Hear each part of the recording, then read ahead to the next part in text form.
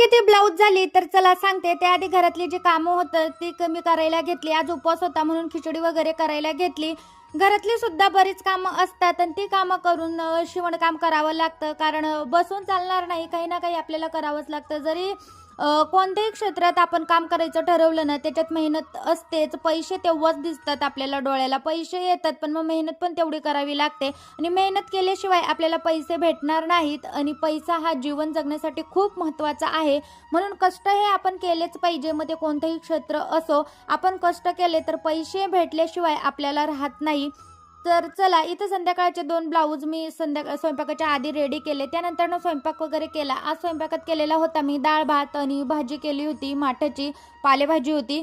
त्यानंतरनं मग परत स्वयंपाक वगैरे करून मला शिवणकामसुद्धा करायचं होतं. त्यानंतरनं हे सगळे ब्लाऊज मी रेडी केले. तर चला बाय. व्हिडिओ आवडला असेल तर व्हिडिओला नक्की लाईक करा आणि चॅनलवर नवीन